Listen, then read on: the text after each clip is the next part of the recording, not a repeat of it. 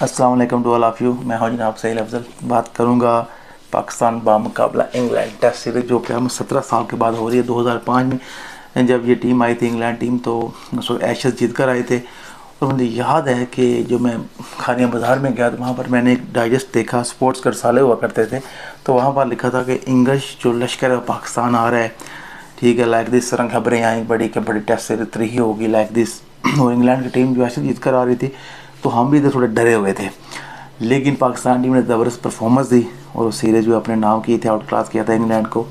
बड़े chest player थे, केन Peterson थे उसमें, टस्कोथिक थे, शेर उसमें, एंड्रू फ्लिंटॉफ थे स्टार ऑलराउंडर, ठीक है, और जो भी जेम्स एंडरसन है ये भी टीम का हिस्सा थे और बड़े ज़बरदस्त प्लेयर्स थे। लेकिन पाकिस्तान टीम ने वो सीरीज़ जीत ली थी। शबीर अहमद, दनिश कनेरिया, शुएब अख्तर, इन लोगों ने बड़ी अच्छी परफॉर्मेंस दी थी, राना नवीद हसन साहब लोगों ने। तो अभी मैं ये बात करूंगा कि पाकिस्तान टीम की तैयारी कैसी है। तो मैं ये समझता हूँ डोमेस्टिक सीज़न हुआ है, कुछ प्लेयर ने अच्छा परफॉर्म वहाँ किया है, लेकिन जो हमारे जो ज़्यादातर प्लेयर्स हैं वो T20 खेल रहे थे, वहाँ से एकदम यहाँ आ रहे हैं। सो गियर शिफ्टिंग करना पड़ेगी, बड़ी तेज़ी के साथ करना पड़ेगी। मुझे लगता नहीं कि पाकिस्तानी प्लेयर ने अभी कोई, जो बाबर आजम है या इस तरह जो प्लेयर्स हैं, उन्होंने भी प्रैक्टिस मैचेस खेले हैं, डोमेस्टिक में नहीं खेले शायद।